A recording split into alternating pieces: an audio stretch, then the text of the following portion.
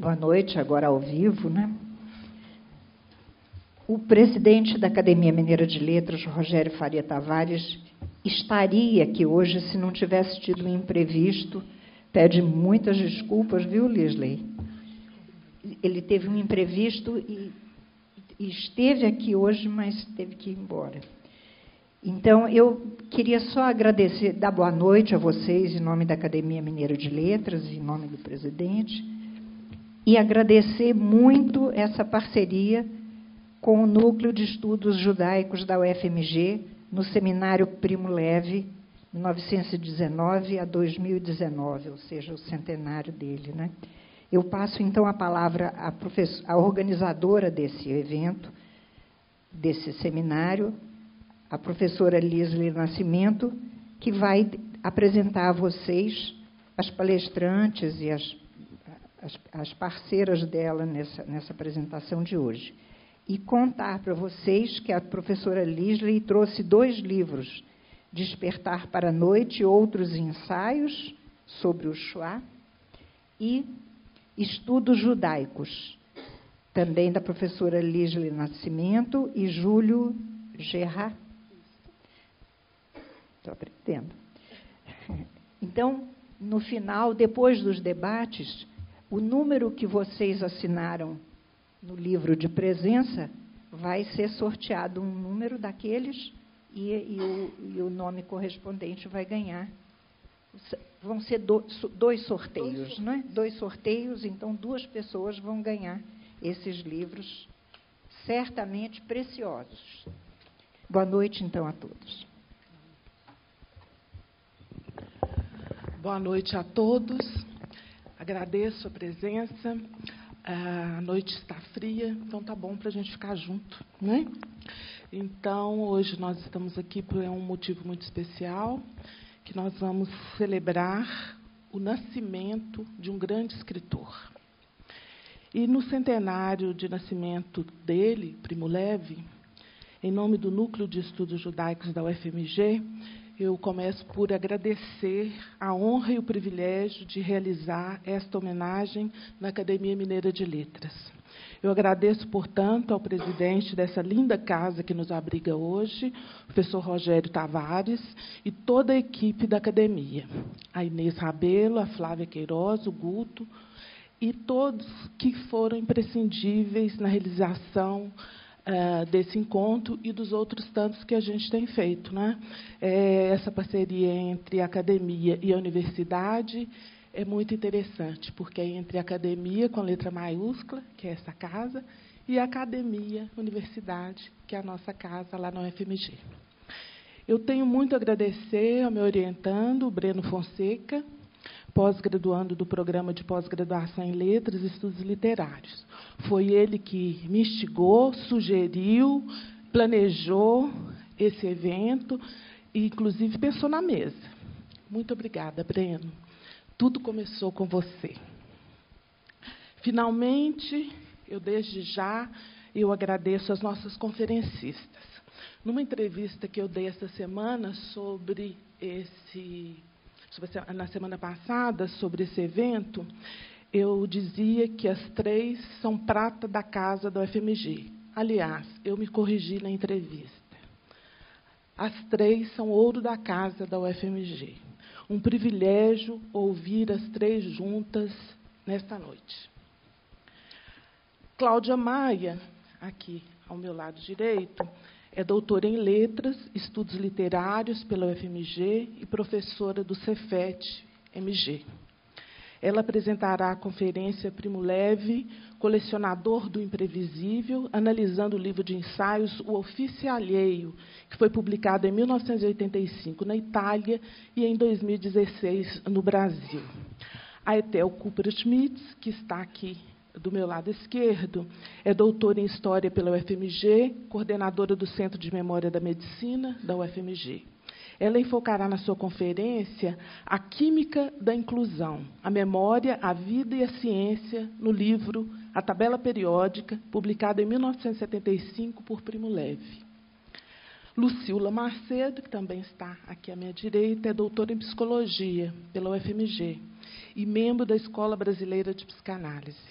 Sua conferência intitulada Primo Levi, Sonho, Poesia e Política tratará de uma reflexão sobre esses 3 aspectos, sobretudo no livro É Isto um Homem? Como todos sabem, Primo Levi nasceu em Turim, na Itália, em 1919 e faleceu na mesma cidade em 1987. Sendo assim, estamos celebrando o nascimento. Esse era um ponto pacífico, quando eu e Breno começamos a conversar, que nós celebramos o nascimento do grande escritor. Ele foi químico e escritor. Sua obra excepcional inclui memórias, contos, poemas, ensaios e novelas.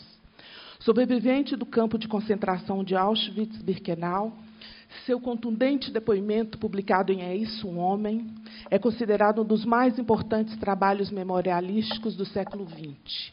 Mas, sobretudo, falamos de um escritor do presente para o presente. Somos contemporâneos a ele. Não só pelo que ele viveu, pelo seu testemunho, mas pela imensa poesia que transcende de toda a sua obra e nos ajuda a viver. Por isso, antes de passar a palavra às nossas convidadas, peço licença, porque eu quero ler um belíssimo poema, A Menina de Pompeia, publicado neste ano na antologia Mil Sóis, eu trouxe aqui para vocês verem, de poemas traduzidos e escolhidos divinamente por Maurício Santana Dias, o tradutor dos poemas do Primo Levi. Peço licença. A Menina de Pompeia. Já que a angústia de cada um é a nossa, ainda revivemos a sua, menina descarnada, que se estreitou convulsa sua mãe, como se quisesse retornar a ela, quando ao meio-dia o céu empreteceu. Em vão, pois, o ar convertido em veneno infiltrou-se a buscá-la pelas janelas cerradas de sua casa tranquila, com paredes robustas, antes alegre por seu canto e seu tímido riso. Aprisionado para sempre, esses membros gentis, assim você ficou entre nós, retorcido decalque de gesso, agonia sem fim, testemunha terrível. De quanto importa aos deuses nossa orgulhosa semente, mas nada entre nós permanece de sua irmã distante, da menina de Holanda, murada entre 4 paredes, que ali mesmo escreveu sua infância sem futuro. Suas cinzas mudas se dispersaram no vento. Sua vida breve encerrou-se num caderno gasto. Nada permanece da estudante de Hiroshima, sobre sombra entranhada no muro pela luz de 1000 sóis, vítima sacrificada sobre o altar do medo. Poderosos da terra, donos de novos venenos, tristes guardiães secretos do trovão definitivo. Já nos bastam, em demasia, as aflições dadas pelo céu. Antes de apertar o botão, parem e reflitam. Muito obrigada.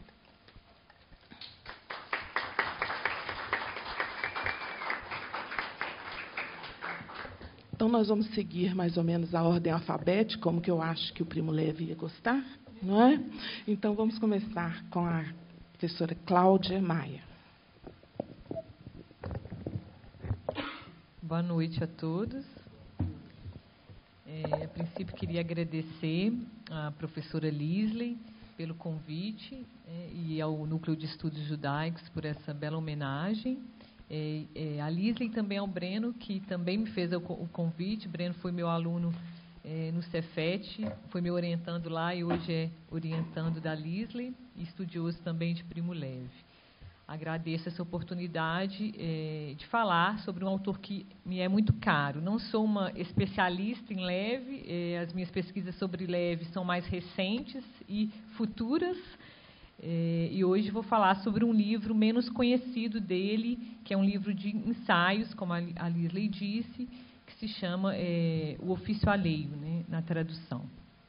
Meu texto tem o título Primo Levi, Colecionador do Imprevisível. E começo com uma epígrafe do próprio Primo Levi neste livro. Alguns leitores podem se perguntar para que servem essas pesquisas. Uma alma religiosa, poderá responder que até mesmo na pulga se espelha a harmonia da criação. O espírito laico prefere observar que a pergunta não é pertinente e que um mundo no qual se estudassem apenas as coisas que têm utilidade seria muito triste, mais pobre e talvez mais violento que o mundo que nos foi reservado pelo destino. Em essência, a segunda resposta não é muito diferente da primeira. Enciclopedista das curiosidades vivazes e minuciosas, e moralista de uma moral que parte sempre das observações. Com essas palavras, Ítalo Calvino definiu Primo Levi em artigo sobre o ofício alheio, publicado em 1985 e que reúne ensaios de Levi que saíram esparsamente em jornais italianos, sobretudo no La Stampa, de 1964 a 1984. O leitor se depara com o título do livro em um dos ensaios finais, intitulado As Palavras Fósseis, em que Levi investiga alguns arcaísmos da língua italiana e confessa seu vício de procurar palavras ao dicionário, que está ligado à libertinagem e à exploração. E cito Levi.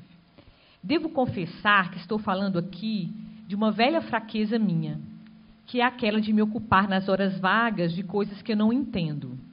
Não para construir uma cultura orgânica, prefiro orelhar que escutar, espiar pelos buracos das fechaduras, em vez de me debruçar sobre panoramas vastos e solenes. Prefiro girar entre os dedos um único caco, em vez de contemplar o mosaico inteiro. Por isso, meus familiares riem benevolamente de mim quando me veem, coisa frequente, com um dicionário nas mãos, ou uma gramática em vez de um romance ou um tratado. É verdade, prefiro o particular ao geral, as leituras ocasionais e minuciosas, aquelas sistemáticas.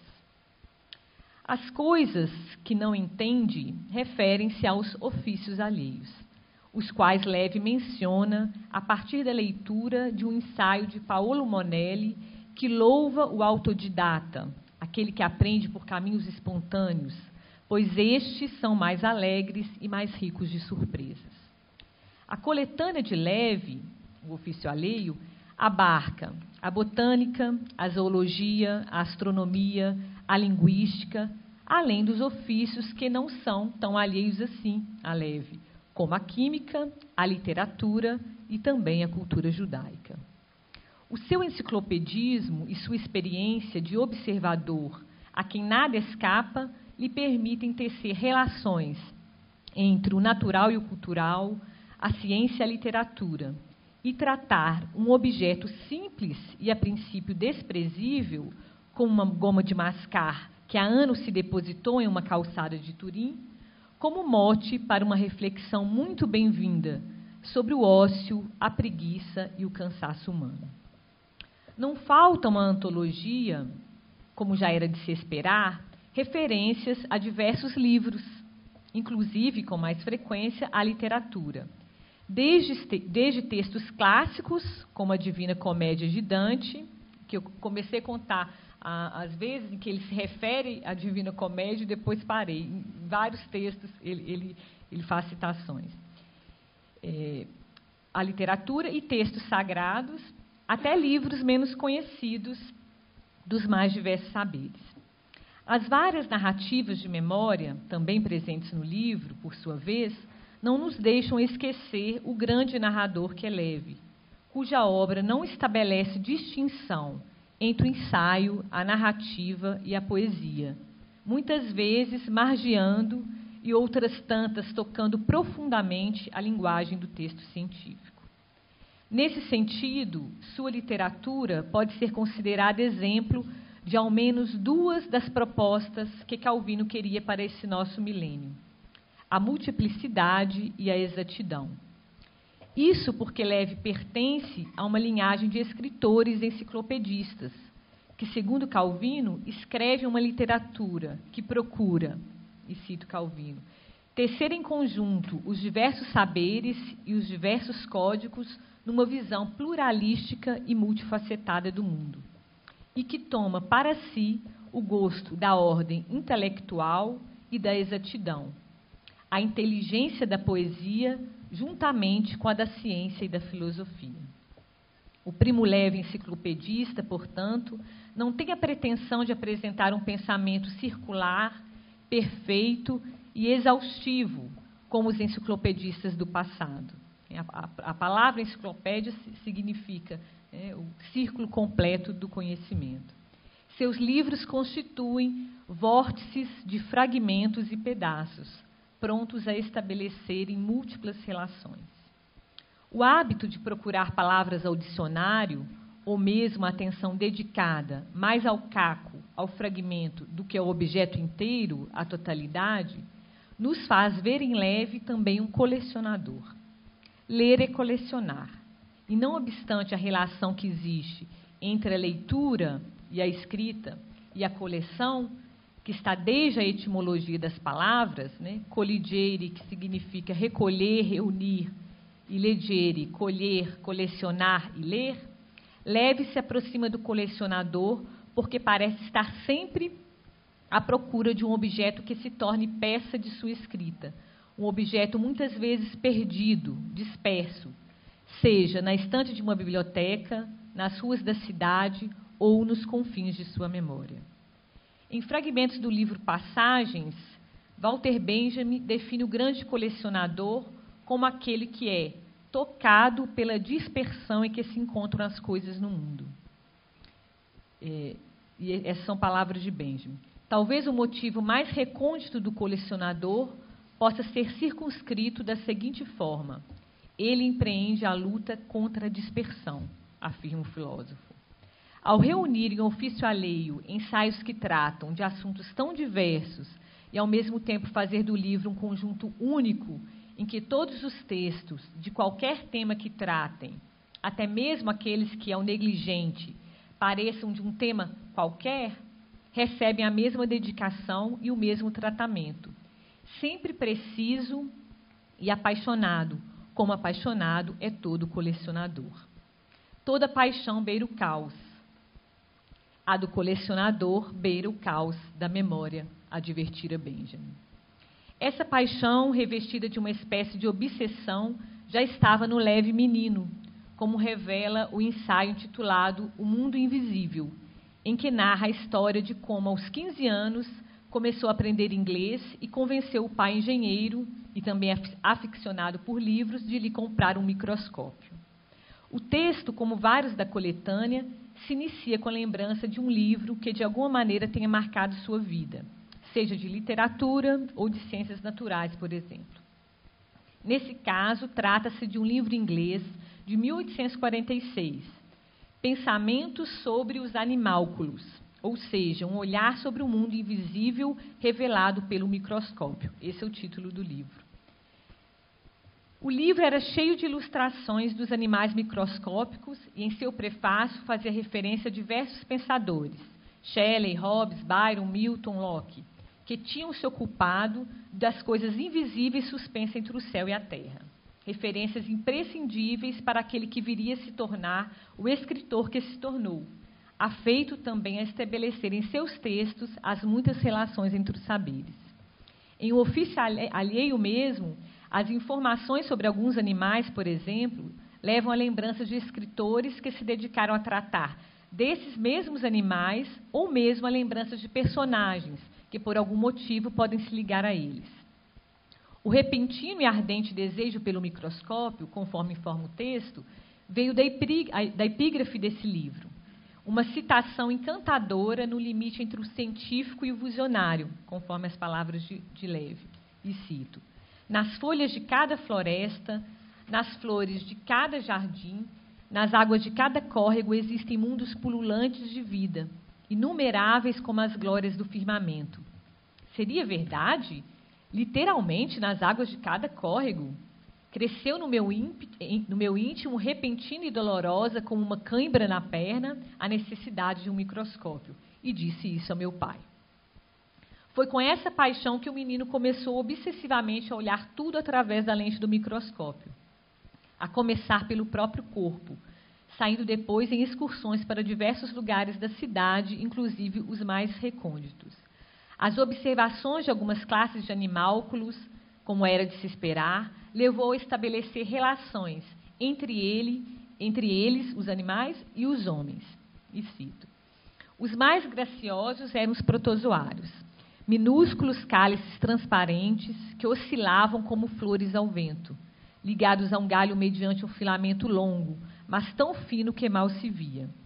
Contudo, bastava um mínimo movimento de explorar com a unha a haste do microscópio e, de repente, o filamento se contraía em espirais e a abertura do cálice se fechava. Depois de alguns instantes, como se o medo tivesse passado, o animalzinho retomava a respiração. O filamento tornava a se alongar e, olhando bem, se distinguia o pequeno vórtice do qual os protozoários haviam tirado o nome. Amendoins indistintos rodavam em torno ao cálice e parecia que alguns deles ficaria preso.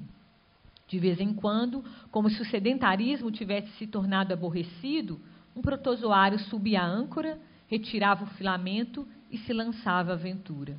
Era apenas um animal como nós, que se movia, reagia, levado pela fome, pelo medo ou pelo tédio. Daí por diante, Levi não abandonou mais o microscópio, seja como instrumento de trabalho para o químico que se tornaria, seja como meio de perscrutar a condição humana para o escritor que tomou como legado o testemunho dos horrores de Auschwitz. O olhar microscópico lhe permitiu aproximar e distanciar quando era necessário, sempre empreendendo uma linguagem transparente e precisa e, ao mesmo tempo, lírica e entusiasmada. Nesse texto e também em todo o livro, além do colecionador que luta contra a dispersão, leve a criança que procura o saber nos resíduos. Em produtos residuais, as crianças reconhecem o rosto que o mundo das coisas volta exatamente para elas, afirmara Benjamin, e para elas unicamente. Neles, elas menos imitam as obras dos adultos do que põem materiais de espécies muito diferentes, através daquilo que com eles aprontam no brinquedo, em uma nova, brusca relação entre si. Essas são palavras de Benjamin. Esse jogo que reveste tanto o trabalho do colecionador quanto da criança se mostra sobremaneira nos ensaios que Levi se dedica às palavras, como um filólogo que, sem abdicar da racionalidade de que se deve valer qualquer um que se meta a tratar da linguística, divaga na memória das línguas, ao ir e vir dos vocábulos. É nessa divagação, ao mesmo tempo livre e sistemática, que percebemos os meandros da coleção. Inventariando o tempo em termos fixos com os quais pode jogar reversivelmente, a coleção representa o perpétuo reinício de um ciclo dirigido, onde o homem se entrega a cada instante e com absoluta segurança, partindo não importa de que termo e seguro de a ele voltar, ao jogo do nascimento e da morte, conforme argumentou Jean Baudrillard em O Sistema dos Objetos. No texto intitulado O Ar Congestionado, o escritor lembra que, diferentemente dos anglo-saxões, que se valem com frequência das chamadas palavras-valizes, para condensar conceitos numa só palavra, muitas vezes lançando mão do mundo científico e tecnológico, os italianos recorrem ao grego e ao latim, as línguas velhas, para criar palavras novas. Uma das reflexões que Levi faz sobre esse engenho, que muitas vezes não é bem aceito pelos falantes, é a seguinte: a julgar pelos efeitos, conhecidos por qualquer um que tenha frequentado um ambulatório, um laboratório químico ou um escritório, parece evidente a repugnância com a qual o falante acolhe as palavras que é forçado a usar, mas que lhe soam novas. Representam para eles verdadeiros corpos estranhos, introduzidos à força em sua língua ou seu dialeto, e o forçado usuário procura inconscientemente ajustá-las. Comporta-se como a ostra, que, inseminada com um grãozinho de areia de arestas afiadas, não o tolera e o expele ou o modifica, alimenta-o, lixa-o e pouco a pouco o transforma em uma pérola. Tipicamente, o falante se esforça para reconstruir o verdadeiro significado da palavra, deformando-a mais ou menos profundamente. Esse fenômeno, a chamada falsa etimologia, ou etimologia popular, é um mecanismo validado pelo tempo, presente em todas as línguas. O trecho de Leve, como se vê, condensa a experiência do químico, a incursão ao mundo natural e o comentário sobre o mecanismo de formação das palavras, de modo que todos esses saberes se mostram um contaminado pelo outro. Não falta ao texto a referência literária. Em páginas adiante, o escritor recorre a personagens do romance Os Noivos, de Manzoni, e ao Robinson Crusoe, de Defoe. Exemplo antigo da falsa etimologia, segundo Leve, é a palavra melancolia, que foi alterada pelos falantes para malinconia, em uma aproximação a mal.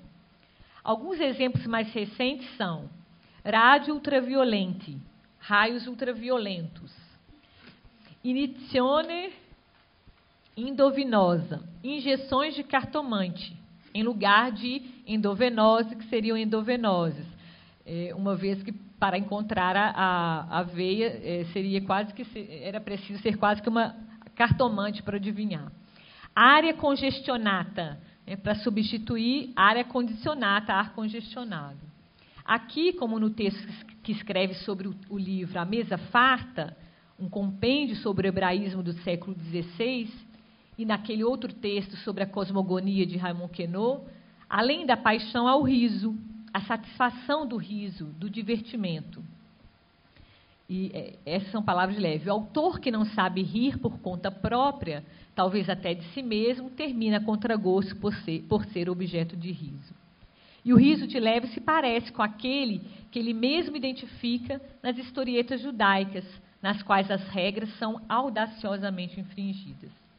O fascínio dessa infração, na obra do químico escritor, o escritor químico, está justamente a misturar a ciência e a literatura, a história natural e a linguística, o texto literário e o texto sagrado. Afinal, não falta o discurso poético na natureza ao nosso redor, na tabela periódica e nas calçadas e ruas das cidades. Esta mistura se dá, por sua vez, também porque Leve é um exímio ensaísta, assim como preconizou Theodor Adorno em Um Ensaio como Forma. E cito Adorno: nos processos do pensamento, a dúvida quanto ao direito incondicional do método foi levantada quase tão somente pelo ensaio. Este leva em conta a consciência da não-identidade, mesmo sem expressá-la.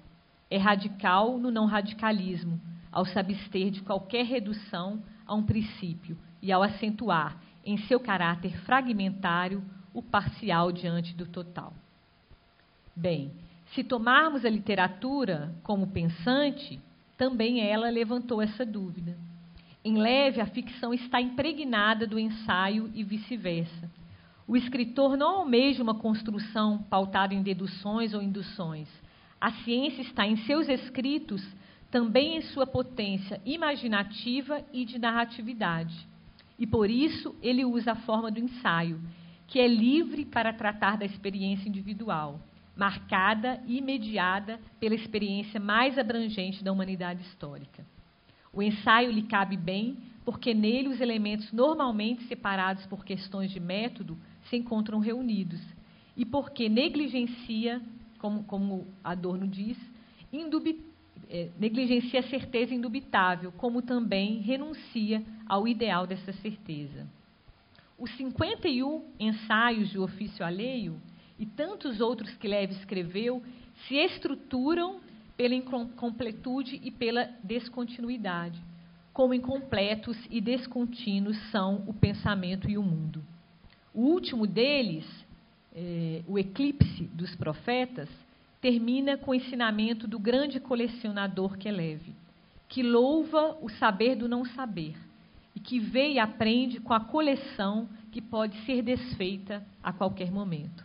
E termino com o parágrafo final do ensaio, o parágrafo final do livro. Nosso futuro não está escrito, não é certo. Levantamo-nos de um longo sono e vimos que a condição humana é incompatível com a certeza. Nenhum profeta ousa mais nos revelar nosso futuro. E este, o eclipse dos profetas, é um remédio amargo, mas necessário. Nós é que devemos construir o futuro, às cegas, tateando. Construí-lo desde as raízes, sem ceder à tentação de recompor os cacos dos ídolos esmagados e sem construí-los de novo. Obrigada.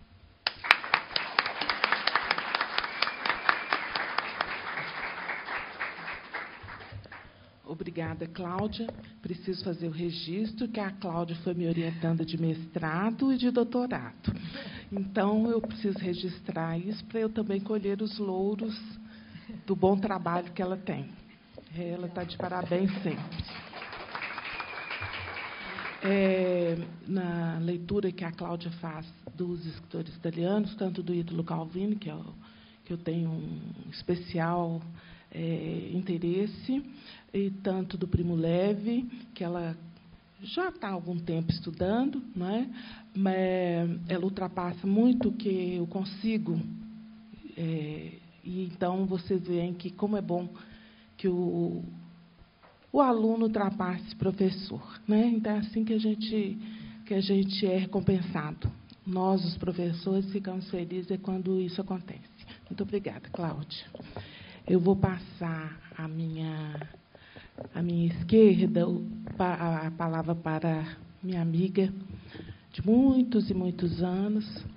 Ela tem um livro interessante sobre o Primo Levi. Eu gostaria que você citasse, desculpe, eu não citei no início, mas a Etel Mizrahi é uma pessoa interessante, porque ela é formada em História e ela atualmente está coordenando o Centro de Memória da Medicina.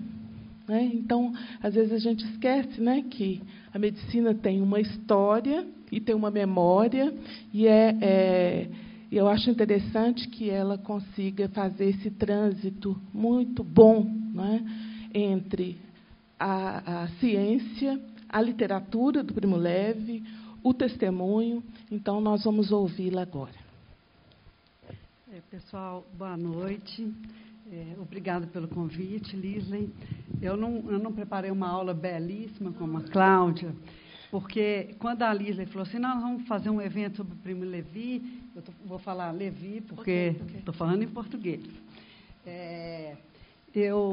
Imediatamente eu lembrei de um conto do livro da Tabela Periódica, que é um conto que trata da inclusão, que trata do diferente, um capítulo emocionante, pequeno, emocionante, simples. Ele é tão pequeno que ele parece entrevista de história de vida, que é quando aquela pessoa, em poucas palavras, ela te dá a essência do principal da vida, do que faz sentido. Mas aí eu peguei o livro e comecei a reler, porque já tinha bastante tempo que eu não voltava a ele. Eu falei assim, não, é injusto eu ficar apenas num elemento da tabela periódica. Comecei a fazer a leitura, e agora, antes de começar, a Lisley falou que eu teria que entregar em pequenas gotas, em pequenas frações, para todo mundo ficar com vontade de ler o livro. Né? Aliás, qualquer livro do Primo Levi é interessante, mas a tabela periódica, por causa desse capítulo, mais ainda. Mas, então, redescobri, através desses capítulos, e fui lembrando de outros livros. Todos os livros do Primo Levi, ele vai remetendo a outros. Ele fala assim, essa história eu já contei em outro lugar, e você já leu, então você já sabe o final, já sabe como começou, enfim. O primeiro capítulo do livro, A Tabela Periódica, ao contrário de uma ordem alfabética ou de uma ordem química, não existe. Então, ele foi associando alguns elementos com algumas pessoas ou algumas situações. O primeiro capítulo é o argônio. E, logo nos primeiros parágrafos, a gente lembra do memorialista mineiro, do Pedro Nava, que ele vai falar da família dele. Talvez o capítulo mais engraçado, que tem humor, é esse da família. Aí ele fala do elemento, que é um elemento inerte, mal combina com os outros e tal, e vai falar da situação, não só da família dele, mas os judeus na Península Itálica. Então, se no primeiro momento eles são separados, no outro eles estão juntos, eles convivem, E a linguagem é talvez o que tece essa convivência. Se for um dialeto específico, é para você conversar com o outro igual, na frente do diferente, e, ao mesmo tempo, e no futuro, ele vê que esse vocabulário já faz parte do vocabulário geral. Você nem sabe a origem dele. Né? E esse vocabulário não é o ladino, é um dialeto específico deles lá. Você já percebe, então, que o Primo Levi tem todo um cuidado com o vocabulário, o uso, a memória, a família. Tudo bem. Aí, se o gás argônio não mistura, os judeus não misturam, mas eles estão juntos. Ele mostra que eles casam dentro e fora da comunidade, eles convivem, eles nem sempre seguem os preceitos, enfim, eles estão lá. O segundo elemento do livro é o hidrogênio. E aí o Primo Levi começa a contar, antes dele entrar no curso de Química, que ele já se envolvia com experimentos e descobria os laboratórios mais estranhos e fazia experimentos. Inclusive, mexia com vidro e sofria surpresas e explosões. Então, era um risco. E ele corria esses riscos e ficava emocionado. Depois, ele começa a contar, através do elemento zinco, e aí ele associa com o professor dele, na academia, os colegas, ele já se sentindo só, e ele coloca o contexto histórico como um pano de fundo. Já começaram as leis raciais, eu me sinto diferente. O professor, apesar dele ser antifascista, ele também é preconceituoso, ele trata mal as mulheres, ele tem colegas, né? Ele é uma pessoa tímida, gosta de literatura, e no meio de um experimento que ele está fazendo, ele aproveita, porque tem que dar o tempo para a reação ocorrer, ele aproveita para se aproximar e conversar com uma colega que está fazendo o mesmo experimento, mas que está lendo um livro que ele também estima. Nesse capítulo, que é uma reação que tem a ver com o zinco, ele retrata a solidão dele e como ele venceu essa timidez. Mas, mesmo assim, ele tem uma parte no capítulo que ele fala assim, o que é ser judeu? Né? Alguma coisa que me caracteriza como tendo um nariz diferente, por exemplo, ou sardas. Né? O judeu é aquele que não comemora o Natal, que não come carne de porco, mas mesmo assim come escondido. Enfim, era uma característica de ser judeu, era alguma coisa estranha, mas diferente. O capítulo seguinte, que ele intitula Ferro, ele faz uma belíssima homenagem a um amigo dele, e também contextualiza. Então, as leis raciais, o novo Papa. E aí a gente pergunta, por que o Papa? Né? A questão do Papa e o antissemitismo na Península Itálica é fortíssimo. A questão do gueto, o primeiro gueto foi criado ali. Né? Então, dependendo do Papa, a comunidade estava bem ou não estava. Esse amigo o levou para poder conhecer as montanhas, aprender a fazer escalada. Então, era como se fosse um teste. Eu vou me testar, e esse amigo levou ele para uma situação tal que foi difícil sair dali, mas era como se o seu amigo pressentisse que ele precisasse de um treinamento. Então, assim, que esse amigo não estava nem aí para monumento, placa, mas que ele deixava as homenagens ali através das palavras dele. Esse amigo acabou falecendo depois, porque ele tinha se tornado guerrilheiro, antifascista, e faleceu. Então, e o amigo, então, era forjado a ferro, um elemento que o colocou forte. O outro elemento que ele, no próximo capítulo, é o potássio. Aí, o Primo Levi fala que já era janeiro de 41, que a Itália já estava recebendo um monte de refugiados judeus de outros lugares, contando várias tragédias, mas ninguém acreditava que ele e a juventude, os amigos, funcionavam mais ou menos como uma cegueira voluntária, né? São histórias muito marcantes, né? E que, na verdade, essa juventude, ele incluído, se sentia na impossibilidade de mudar o país ou mudar a situação, e que a resistência que eles faziam era uma resistência passiva. Eu rejeito o fascismo, não quero me contaminar com isso. E aí, nessa época, ele estava estudando, estava no 4º ano do curso de Química, estava procurando um estágio, né? Naquela época funcionava, era cátedra, o professor que mandava naquela disciplina, então ele tinha que ficar pedindo. E as leis raciais já estavam vigentes, alguns professores falavam não na lata, outros despistavam, e ele finalmente conseguiu que um professor o aceitasse, e ele foi fazer, então, a proposta do professor, mas ele sentiu que o professor o aceitou porque ele está como que num limbo. Então, sou uma pessoa ideal para ele aceitar aqui. No decorrer do trabalho que ele tinha que realizar, ele tinha que purificar uma substância e já estava tendo um racionamento. Não pôde usar a substância correta e utilizou uma outra semelhante. Agora, química pode ser semelhante, mas as pequenas diferenças podem ter resultados totalmente diferentes. Nesse sentido, ele se sentiu diferente, alheio a tudo.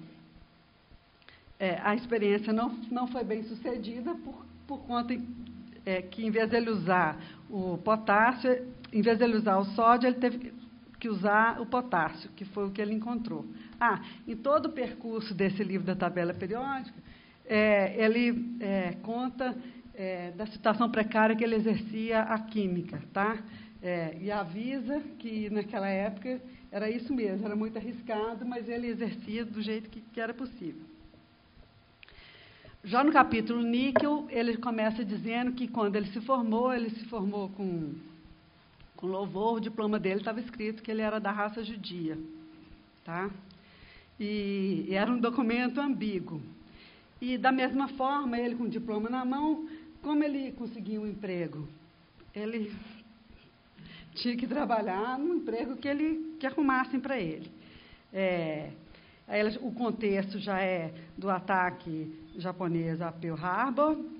Ele foi trabalhar numa mina de amianto e eles queriam tirar do amianto 0,2% de níquel. E ele estava envolvido nisso.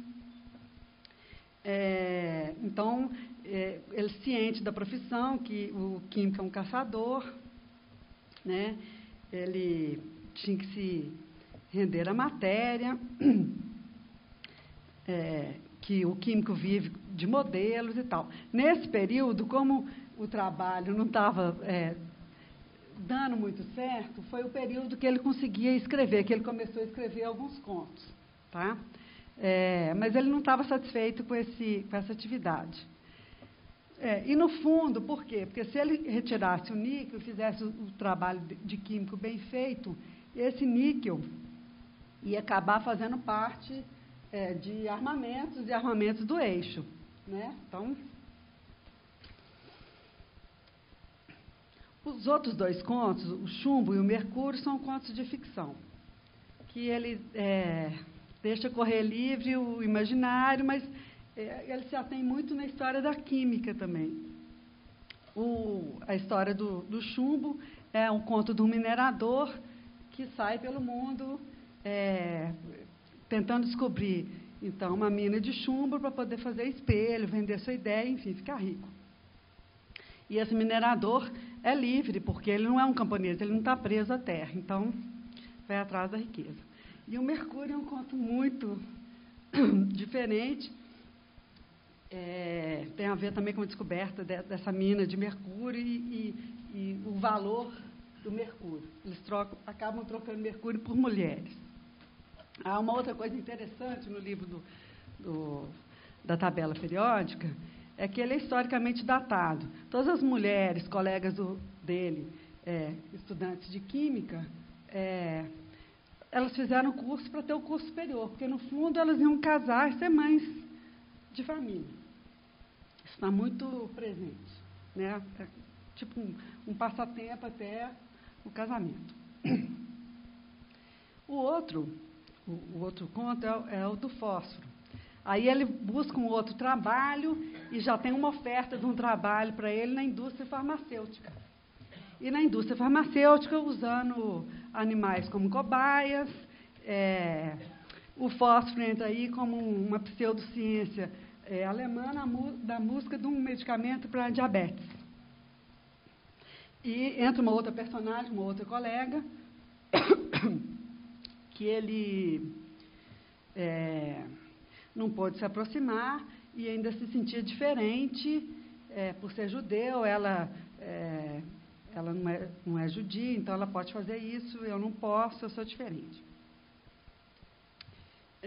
O capítulo Ouro, ele conta da história de quando ele foi preso como guerrilheiro. Porque o ouro? Nessa história toda, que ele sofreu um interrogatório, falou que era judeu, no meio tempo, ele conseguiu conversar com outro prisioneiro, que tinha sido preso provisoriamente, não era guerrilheiro, mas que falava da sua liberdade, que ele tinha condição de minerar ouro no Rio Douro, e no Rio Dora, e que ele era livre. No inverno, ele não podia minerar, porque o rio congelava, mas ele era livre, e o primo Levi ficou pensando na vida dele, na questão que ele não era mais livre, que, na verdade, a vida é preciosa e está passando, e ele estava naquela situação de confinamento. De repente, ele passa por um elemento sério, e aí ele já conta do campo de concentração. Se nos outros livros, tanto no primeiro livro dele, quanto em outros, ele conta a experiência dele enquanto químico no campo de concentração, aqui ele é bastante específico. Mas, além dele estar contando de como ele encontrou esse elemento, que estava sem uma etiqueta, dentro de um laboratório alemão, e os alemães etiquetam todos os frascos no laboratório.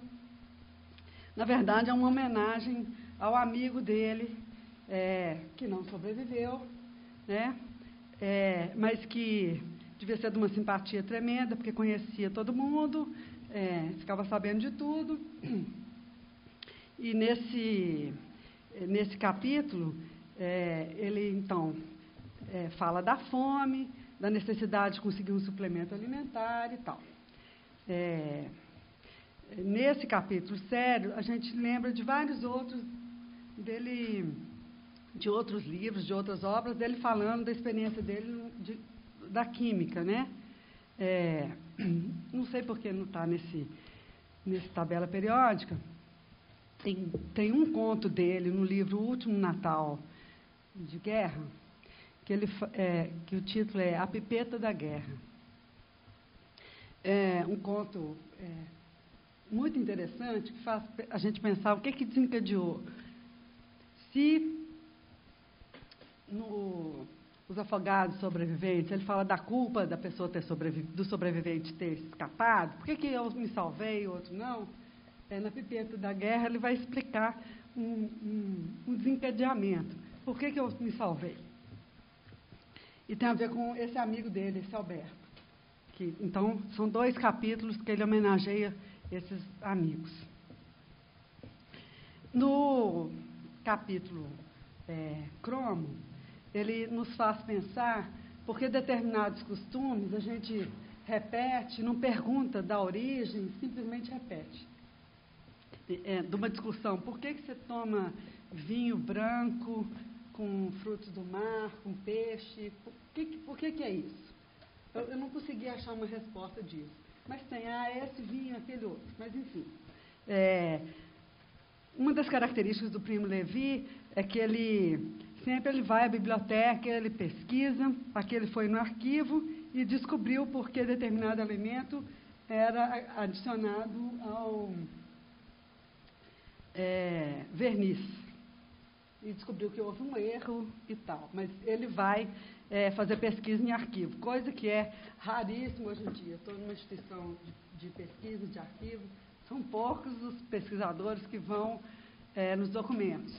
Tá? Hoje em dia tudo está na internet, você pega, está tudo digitalizado, mas tem muita coisa nos arquivos que você vai encontrar ali verdadeiros tesouros. Então, se ele tinha essa riqueza toda, ele com certeza corria atrás. Né? Tem todo o seu mérito. E o exemplo interessante que ele dá é porque os químicos adicionavam cebola num óleo de linhaça. E por que era aquilo? Porque a cebola cozinhava quando dava a temperatura certa. Não tinha um termômetro para poder indicar isso. Era uma coisa instintiva. Não é porque a cebola fosse essencial, é porque ela que ia demonstrar a temperatura. Nesse capítulo do cromo, dos costumes antigos, ele já havia voltado de Auschwitz, já tinha escrito o primeiro livro e apresentava um alívio que ele considerava libertador ali. Mas nem só de livro ele poderia viver, ele teria que continuar trabalhando. O conto O Enxofre e o Titânio tem a ver com outros elementos, outras pessoas, outro contexto, mas sempre a química está envolvida. O Arsênio, para mim, é um conto maravilhoso que tem a ver com a inclusão. Aqui, ele já está trabalhando com sociedade, com um amigo, então não está em laboratório, ele está fazendo análises químicas. O conto em seguida, esse do Arsênio, eu não vou contar nada, vocês têm que ler, que é fantástico. O do nitrogênio é engraçado, porque ele já não estava nem aí de onde que vem a substância. A química não tem nada disso, você tem que ir atrás. Não interessa se a substância vem dos excrementos das serpentes e das galinhas, você tem que ir atrás. Esse capítulo do nitrogênio trata de uma análise que ele teve que fazer numa fábrica de cosméticos. Tá? E aí de uma proposta de conseguir uma substância mais em conta para colocar no batom. E aqui mostra também, num contexto muito estranho, hoje o cara ia ser processado, que o dono da fábrica de cosméticos testava os cosméticos, os batons, beijando as moças que trabalhavam. Tipo assim, inadmissível, né? O Steinman, ele continua em sociedade com esse amigo Emílio, e é uma tentativa deles conseguirem um cloreto de estanho para fabricar espelho. E o laboratório era dentro da casa desse amigo, com altos riscos e em situações mais perigosas. O capítulo Urânio, ele já está trabalhando como relações públicas da empresa. E ele já era escritor, já era conhecido, e com isso ele enfim, testava a paciência dele, também escutando a história dos outros.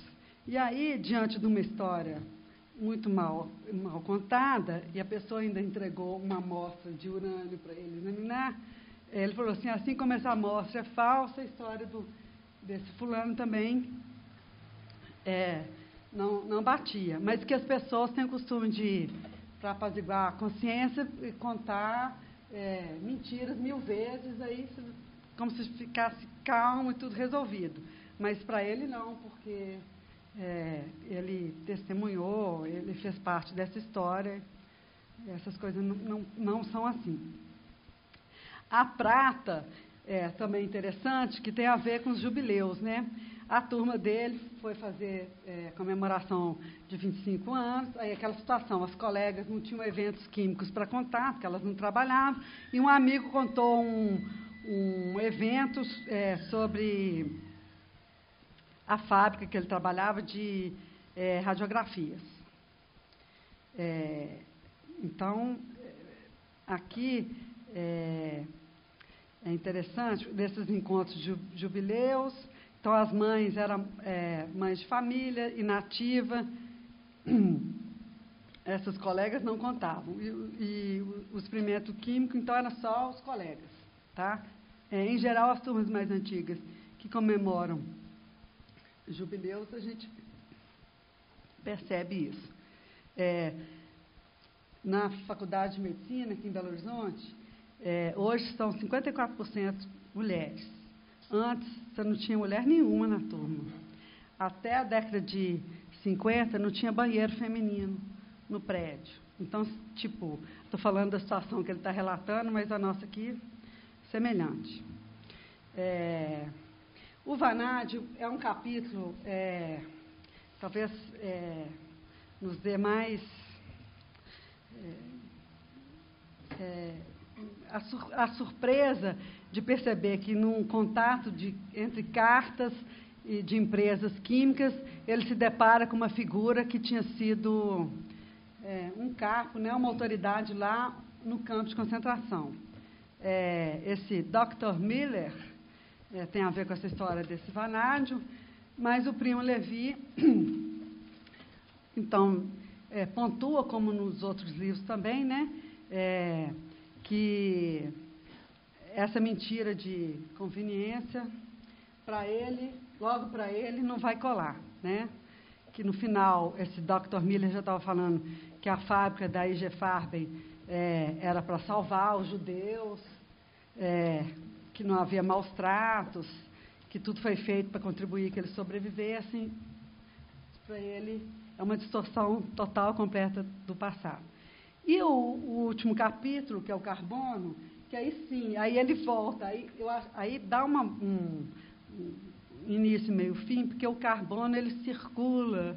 Ele vai contar essa história da saga do átomo de carbono e, na verdade, do anidrido carbônico, que são as pequenas impurezas que fazem toda a diferença. Então, essa questão da pureza pregada pelo fascismo, isso era uma coisa que desagrada, que na vida um pouquinho de sal e um grãozinho de mostarda, o diferente, é que faz essa vida acontecer. Então, o livro da tabela periódica trata da vivência, da química dele, na química da vida dele. Embora outros livros façam referência, tenham outros links, então, assim, lá da família dele e olha, daqui eu vou sair, eu vou virar outra coisa, eu vou circular, né, e vou ter outras histórias. E no Vanádio, na correspondência dele com o Dr. Miller, ele trata nesse livro dos afogados sobreviventes também.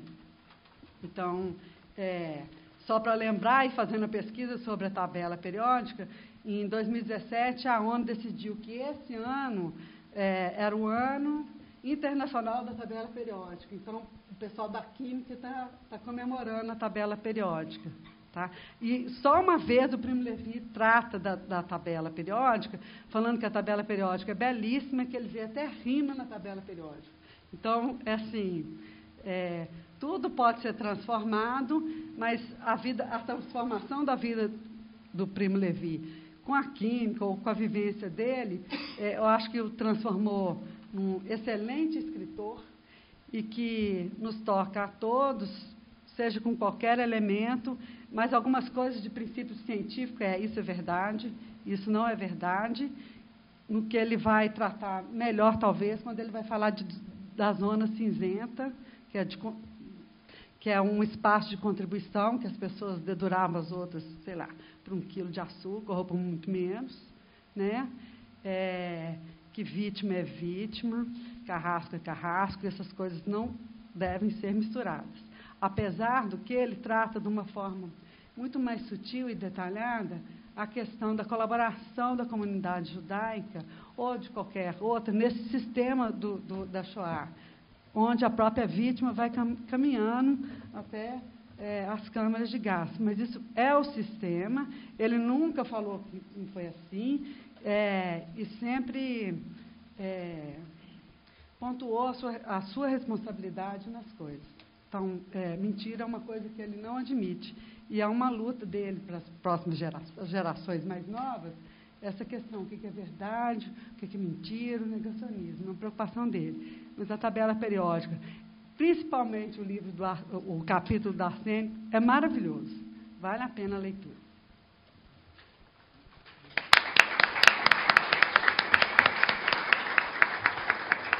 Então, a minha proposta para a Etel era ser meio gourmet. Porque vocês já viram que na casa da mãe da gente, a gente come aquele prato de frango com quiabo, né? Mas o gourmet é sempre que pouquinho, né? Então, a ideia era essa, que vocês, quem não conhece a tabela periódica e tudo, pudesse ter uma ideia um pouco do que é um grande escritor, né? Eu passo agora a palavra para a Lucila, que vai falar para a gente um pouco sobre esse texto na fronteira, né? A poesia e a política na obra do Primo Levi. Boa noite a todos. Agradeço também a Lisa o convite e ao Núcleo de Estudos Judaicos para prestar, né, essa homenagem ao Primo Levi, ao centenário do seu nascimento.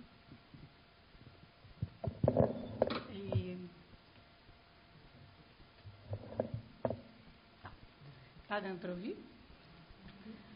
E eu preciso dizer que eu mudei o rumo dessa homenagem depois de ler Mil Sóis, que é o livro que a Lisley apresentou na fala dela. Quando a Lisley me convidou, eu tinha pensado em seguir um caminho, mas um pouco antes, né, dessa data de hoje, eu li Mil Sóis, e a leitura desse livro acabou fazendo com que eu decidisse percorrer um outro caminho. Eu já tinha lido os poemas do Levi em italiano, mas lê-los em português é uma emoção única, e tão bem traduzidos como o Maurício Santana Dias os traduziu. Então, eu precisava partilhar essa alegria, não é? E que eu senti com a recente publicação desse livro, até mesmo porque é a primeira vez que se publica uma coletânea de poemas de Levi no Brasil. O título da minha fala hoje é Primo Levi, Sonho, Poesia e Política. Então, eu também falarei de sonho e de política. São temas caros a Levi e temas inseparáveis de sua poesia.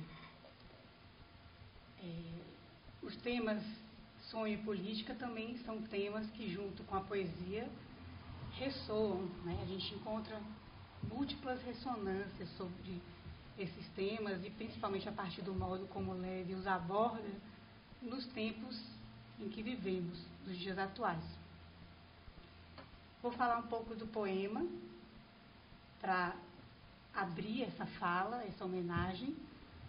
O poema tem na obra de Levi um caráter fundador e uma anterioridade lógica em relação à prosa. Ele comentou isso muitas vezes em sua obra. Ele insertou poemas como epígrafes em todos os livros de cunho testemunhal. Então, é isso, um homem, a trégua e o misto de ensaio e testemunho, que é Os Afogados e Sobreviventes, todos eles trazem poemas como epígrafes. Seu primeiro testemunho, né, que é isso, um homem, tem como epígrafe o poema Shema. Desse poema, ele também extrai o verso que dá título ao livro, né? É isso, um homem. A poesia comparece do início ao final como um contracanto à narrativa testemunhal. E as menções aos versos da Divina Comédia perpassam esse primeiro testemunho, do início ao fim, ao ponto da gente poder dizer que Dante está para Primo como Virgílio esteve para Dante. Eu vou fazer essa homenagem em 3 movimentos. O primeiro movimento, eu dei o título de O Sonho é a poesia, é a política da poesia. Vou trabalhar com esses 3 termos e alterná-los ao longo desses movimentos. Então, vamos começar com O Sonho é a política da poesia. Ao ler Mil Sóis, cogitei. Levi parece escrever poemas como quem sonha. esse pensamento me veio como uma espécie de devaneio, mobilizado pelo impacto da leitura da obra em seu conjunto. À medida que avançava na leitura, entregava-me a sua poesia, deixando-me conduzir por seus poemas, como um vidente a conduzir um cego, ou como uma dama que o conduz na dança. São versos de Levi. Ao final, ainda embalada pela música dos versos, constatei que Levi não apenas escreve poemas como quem sonha, mas que sua poesia tem a estrutura de um sonho. Os seus poemas, tal qual os sonhos, irrompem, acontecem à sua revelia. É ele mesmo quem o diz, como poeta bissexto que se considera, que escrever versos não tem nada a ver com nenhuma outra atividade mental que ele conheça. E tal como os cogumelos, os poemas brotam inesperadamente onde menos se espera.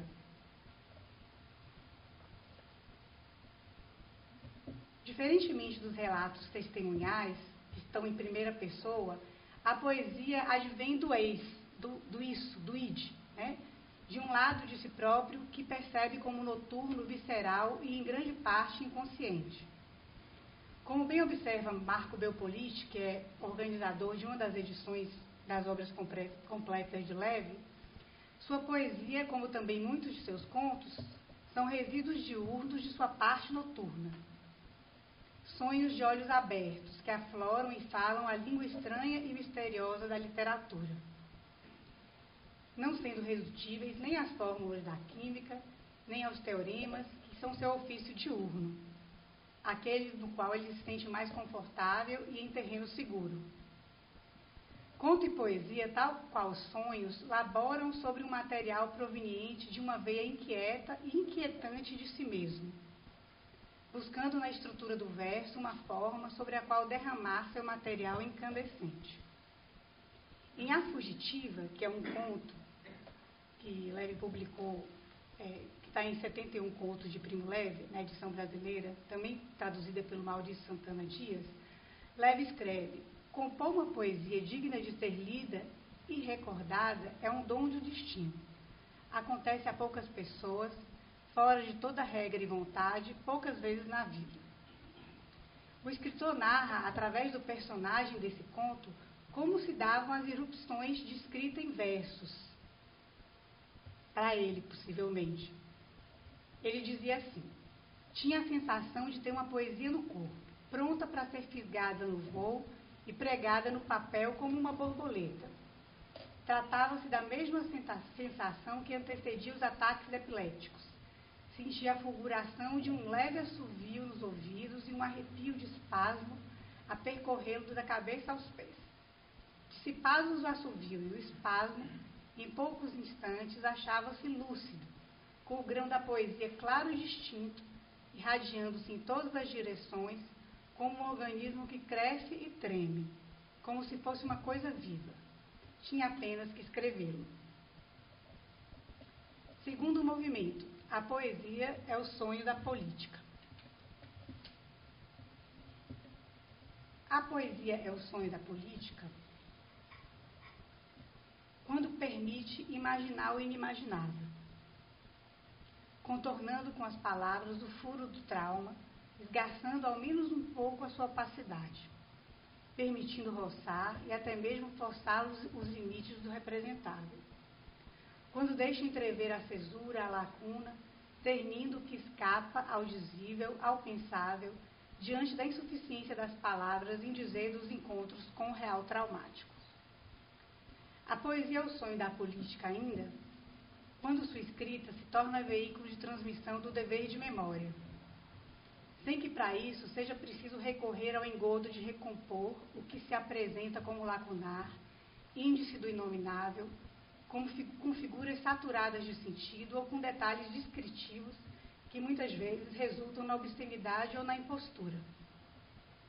Em alguns poemas, Levi lança a mão da prosopopeia e do mundo onírico através de um fantástico bestiário, que não deixa de evocar as portas do juízo final e a Arca de Noé. Vários desses poemas estão traduzidos em Mil Sóis e são belíssimos. Há aqueles de cunho ético e ou político, como, por exemplo, o elefante, um rato, a mosca e o dromedário. Eu vou ler um trechinho, alguns versos do dromedário. Para que tantas rixas, guerras, querelas? Vocês só precisam me imitar. Sim, sou um servo, mas o deserto é meu. Não há servo que não tenha o seu reino. Meu reino é a desolação, não conhece limites. Outros versam sobre temas existenciais, tal qual o caracol, e a velha topeira. Vou ler um versinho da velha topeira. O que há de estranho? Eu não gostava do céu, então decidi viver só e no escuro. Outros ainda sobre assuntos eminentemente femininos. Em Aracne, por exemplo, o eu lírico se metamorfoseia em aranha. Vou ler alguns versinhos.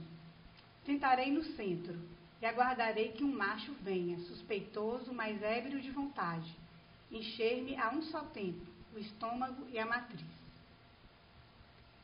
Sentimos ainda mergulhar em sonho quando sua poesia se espraia por entre os objetos e obras humanas. No poema A Ponte, ou então entre os desígnios da natureza, onde as tensões e reversões da mudez em voz e grito são as mais pungentes, tal como em Meleagrina e principalmente em Agave. Leio uns versos. Sou muda, falo apenas minha língua de planta. Difícil de você entender, homem, é uma língua em desuso. Esperei muitos anos até expressar essa minha flor altíssima e desesperada, feia, lenhosa, rígida, mas lançada ao céu. É nossa maneira de gritar, que vou morrer amanhã. Me entende agora? Ademais, todos esses exemplos de como sonho e poema e política se entremeiam no poema, ademais desses aspectos mais estruturais, digamos assim, alguns poemas recolhem e retrabalham explicitamente o conteúdo dos sonhos. É o caso de Levantar, ou Stavá, epígrafe do testemunho A Trégua. Vou ler o poema. Sonhávamos noites ferozes, sonhos densos e violentos, sonhados de corpo e alma, voltar, comer, contar. Então soava breve e abafado o comando da aurora, Stavá, e no peito o coração partia. Agora reencontramos a casa, nosso ventre está saciado, acabamos de contar. É tempo, logo ouviremos de novo o comando estrangeiro, Stavá.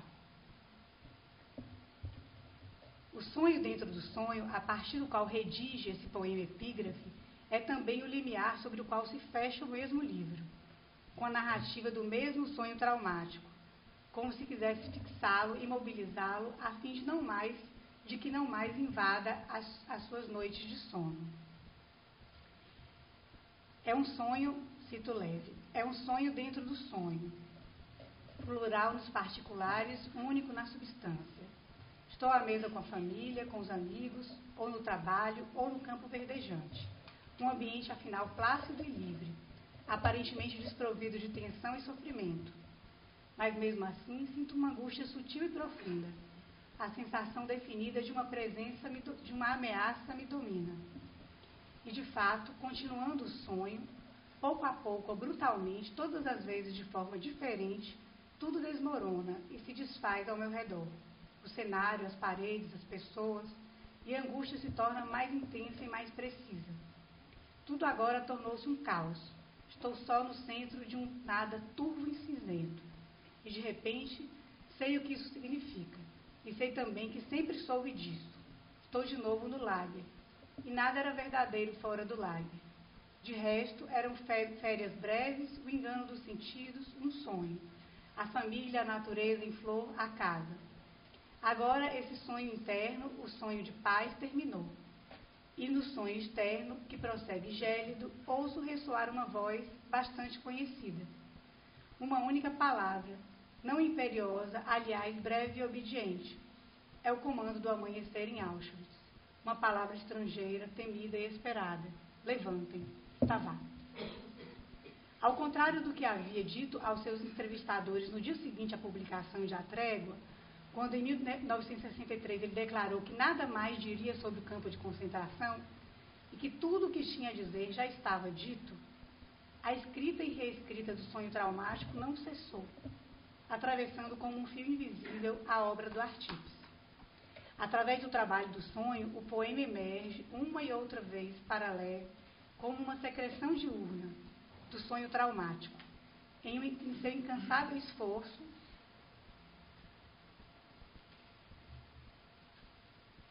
de figurar o buraco negro de Auschwitz. Terceiro movimento. A política é a poesia do sonho. Eis que o sonho traumático é novamente mencionado já nas primeiras linhas do prefácio de seu último livro, publicado em vida, Os Afogados e Sobreviventes, que é um híbrido de testemunho e ensaio, foi publicado em 1986 e cujo título é tributário da Divina Comédia Dantesca. Neste volume, encontramos novamente os versos de um poema como epígrafe, aquele da balada do velho marinheiro de Coleridge, os mesmos que já havia inserido nas primeiras linhas do poema O Sobrevivente, que escreveu em 1984, ou seja, 4 décadas depois, e que escolheu como título da coletânea de poemas Em Hora Incerta, publicada no mesmo ano, também em 1984. Os versos que ele toma emprestado da balada do velho marinheiro dizem assim: desde então, em hora incerta, aquela pena retorna, e se não acha quem o escute, no peito o coração lhe queima. São esses os versos que ele recorta da balada do velho marinheiro, mas eu vou ler o poema até o final, porque eu vou comentar mais alguns aspectos desse poema. Então, revê os rostos dos companheiros, lívidos à luz primeira, cinzas de pó e cimento, indistintos na névoa, tingidos de morte em sonos inquietos. À noite, movimentam as mandíbulas, sob as pedras pesadas dos sonhos, mastigando uma raiz que não há. Para trás, fora daqui, gente perdida. Adiante, não suplantei ninguém, não usurpei o pão de ninguém. Ninguém morreu no meu lugar, ninguém. Retorne ao seu nevoeiro, não tenho culpa se respiro, e como, e bebo, e durmo, e visto roupas. Eis o que Levi escreve nas primeiras linhas do prefácio desse livro, Os Afogados Sobreviventes. As primeiras notícias sobre os campos de extermínio nazistas começaram a difundir-se no ano crucial de 1942. Eram notícias vagas, mas convergentes entre si. Delineavam um massacre de proporções amplas, de uma crueldade tão extrema, de motivações tão intrincadas, que o público tendia a rejeitá-las em razão do seu próprio absurdo. Fim de citação. Tal rejeição havia sido prevista com muita antecipação pelos agentes do extermínio. Muitos sobreviventes recordam que os SS se divertiam avisando cinicamente aos prisioneiros: seja qual for o fim dessa guerra, a guerra contra vocês nós ganhamos. Ninguém restará para dar testemunho. Mas mesmo que alguém escape, o mundo não lhe dará crédito. Em seguida, Levi menciona, uma vez mais, o sonho traumático. Esse mesmo pensamento brotava sob a forma de um sonho noturno, do desespero dos prisioneiros. Quase todos os sobreviventes, oralmente ou em suas memórias escritas... Deixa eu voltar aqui.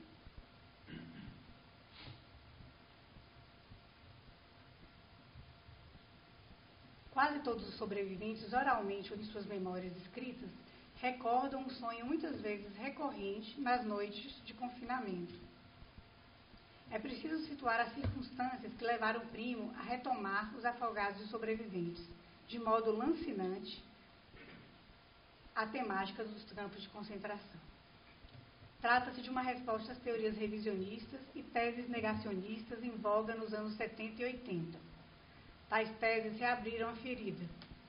Sabemos que o trauma não é somente essa uma única vez, mas também o discurso negacionista, quando esse vem dizer que nada disso existiu.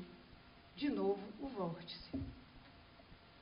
A pena que retorna 4 décadas após o confinamento indica não mais o aguilhão de um mal sofrido, mas aquele de uma paradoxal e presumida culpa, a culpa dos sobreviventes.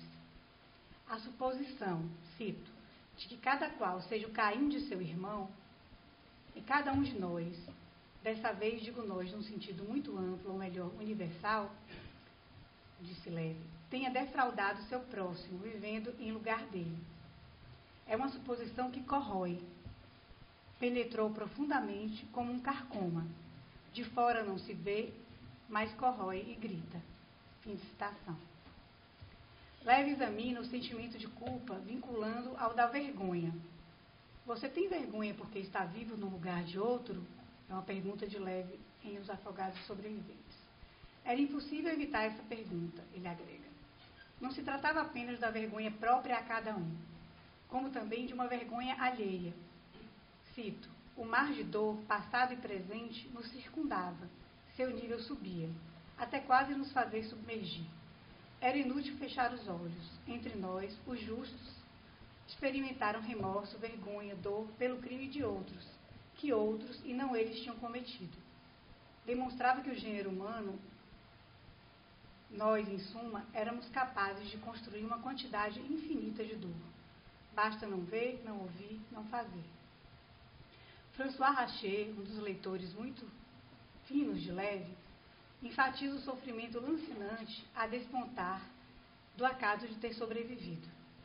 A suposição de estar vivo no lugar de outro assumiu para Levi a forma de um possível erro de chamada, ele escreveu isso, na qual um vizinho poderia ter sido levado em seu lugar para o gás.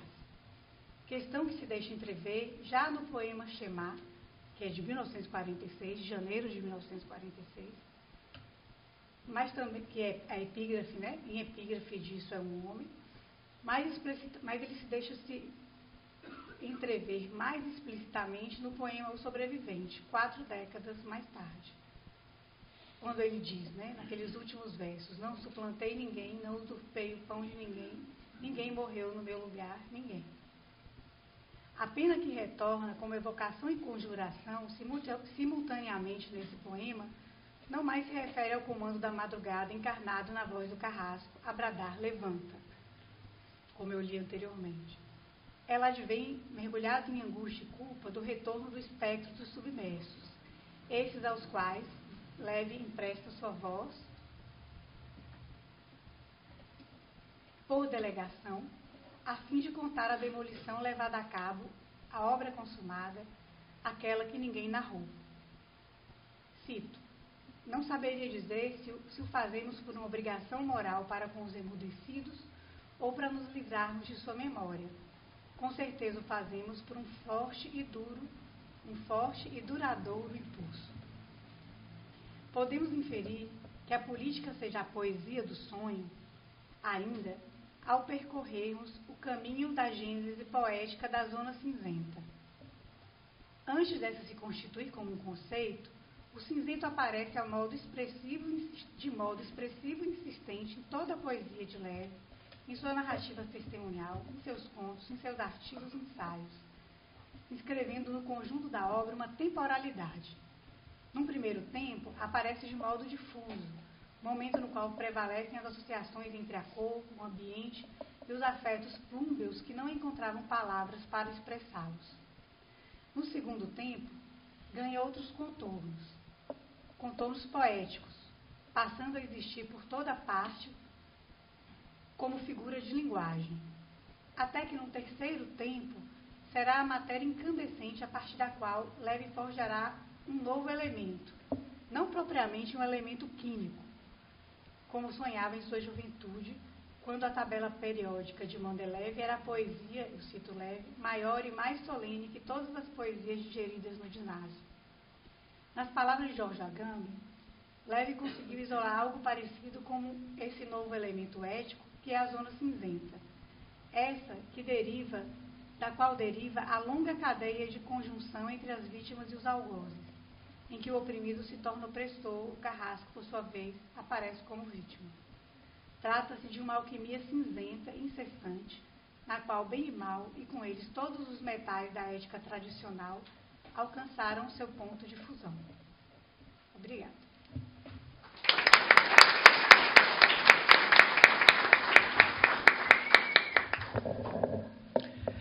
Então, quero agradecer à mesa e abrir para questões,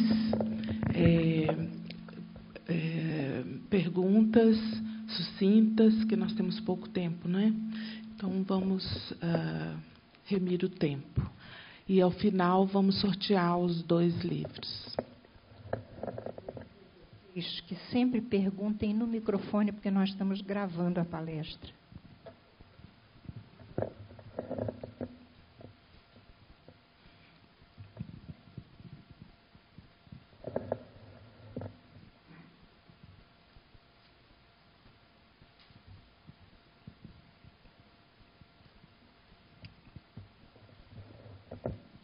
Queria perguntar para as palestrantes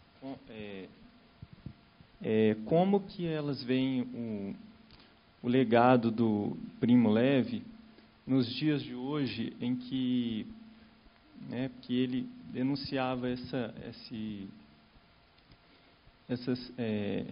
perseguição a minorias, a pessoas de outras etnias, a xenofobia, né, o repúdio ao imigrante. Então, que mesmo nos dias de hoje, em que não se fala mais em raça, né, como raça judia, mas essa xenofobia tem apresentado um recrudescimento, né, em todo o mundo, e crescimento de posturas fascistas, né, em vários países, até aqui no Brasil mesmo. Então, eu queria saber a opinião sobre a importância da obra do Primo Levi e dos aprendizados que a gente pode tirar a partir dela. Eu vou pedir para as palestrantes responderem, mas para serem sucintas, tá? E também para as pessoas que forem fazer perguntas, para pensar direitinho antes, para fazer perguntas mais sucintas, ok? Muito obrigada. Vai responder, Cláudia? Acho que em diversos textos, Levi enfatizou que o fato de escrever os textos de testemunho sobre Auschwitz era justamente para que não se esquecesse, né? E ele termina vários textos falando dessa maneira, né? Eu conto para que isso seja, e acho que esse é o legado dele. Testemunhar. Ele escreveu desde o primeiro até o último texto, ele falou sobre Auschwitz, citou também algumas vezes, né, outros momentos da história, desses momentos que você trata, né, momentos de perseguição à minoria, e a literatura de testemunho, para ele, teve essa espécie de função, de que lembrar para não esquecer. E esse acho que é o grande legado. Só vou completar que nesse poema Shema, na reza Shema, uma das primeiras palavras é Iskor, que é lembre-se. Então, é como se fosse um mandamento. Você há de lembrar, né? Isso é bastante sensível. Então, você vai fazer esse exercício de lembrar. E para a comunidade judaica é interessante lembrar, por mais que a academia leve isso como uma nota de rodapé, não o departamento de vocês, mas outros, né, uma nota de rodapé ou um comentáriozinho maldoso, inclusive estudando os livros do Afogados, Sobreviventes e outros, você encontra esses dados ou fatos que ele menciona na história judaica, não necessariamente na história universal. Então, a questão do antissemitismo e da importância de lembrar de você ter a sua memória, o seu referencial, independente dos outros. Mas acontece que isso é um crime que atingiu toda a humanidade. Então, a humanidade que cometeu esse crime, ela é responsável, né? Então, você vai lembrar, não porque judeus, ciganos, homossexuais, mas seres humanos pereceram por conta de questões ideológicas, né? Então. Bom, além do que as colegas de mesa já disseram, né, me parece que tem todo um viés da obra de Primo Levi, onde ele fala e retoma, né, o dever de memória, né? E ele dedicou assim, uma parte significativa da vida dele a falar, né, nas escolas de ensino médio, falar às crianças, falar aos jovens, né? E eu acho que isso ele declara também que ele tem um veio um pouco freudiano, assim, né? Ele entendia, né, de que aquilo que é silenciado, mas no sentido assim de recalcado, de não dito, de abafado, né, de não elaborado principalmente, não perlaborado, de que isso tendia a retornar, se repetir de alguma maneira. Então, tem algo, né, do legado da obra, eu acho que como um todo, né, não só dos livros assim mais eminentemente políticos, assim, tem, né, alguns são mais que outros, mas principalmente também dos contos, né, no Vício de Forma, uma coletânea de contos de Leve, ele vai mostrar como que, muitas vezes, a normalidade, a vida normal, o campo verdejante, a vida de todos os dias, por um giro inesperado, por uma reviravolta, assim, tende, não é, ao campo de concentração, por exemplo, né? E principalmente isso de retomar nas obras o caminho, né, com que, por exemplo, se chegou ao campo de concentração, né? Na primeira, já na abertura de É Isso um Homem, ele fala disso, né? Como se pôde chegar a isso? O que veio antes disso? Que elementos estavam presentes na cultura, no mundo, nesse momento, né?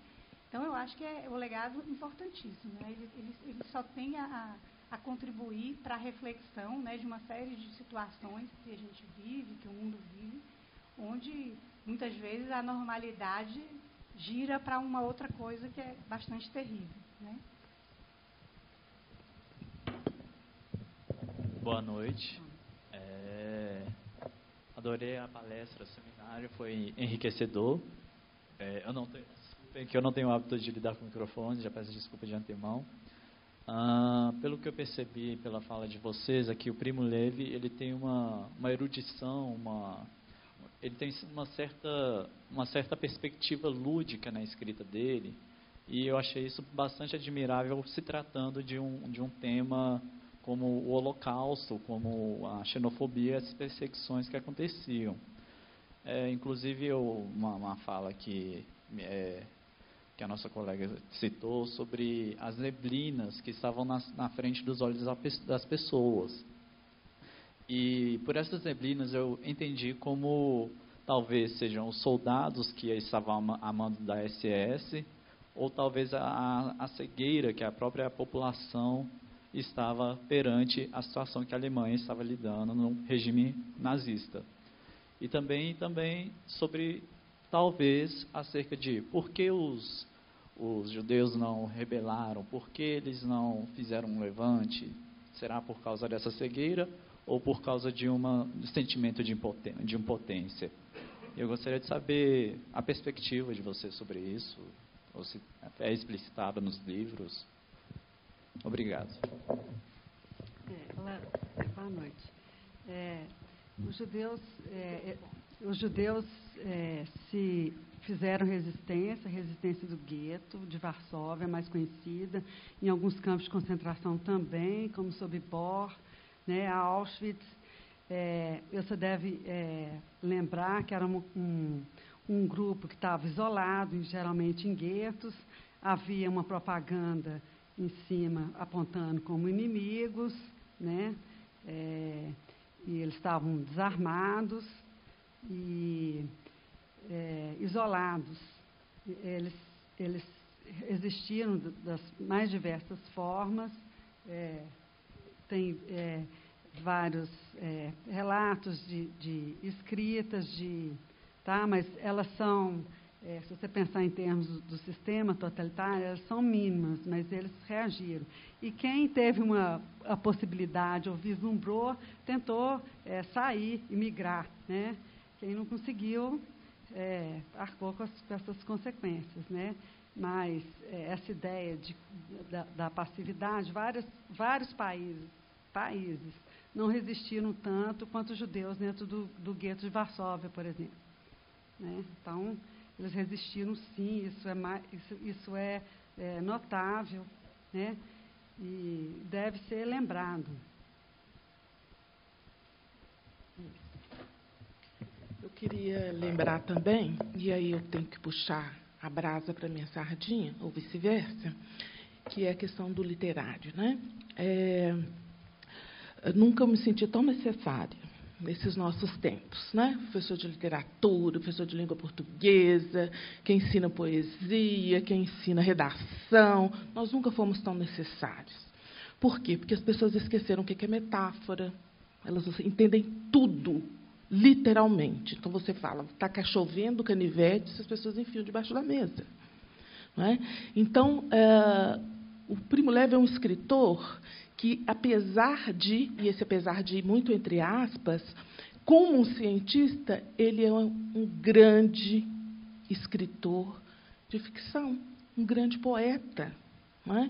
Então, quando ele faz essa interface entre a ciência e a ficção, entre a ciência e a poesia, ele consegue fazer com que o texto dele venha até nós de forma contemporânea, como eu disse no início. Né? Ele é contemporâneo a nós.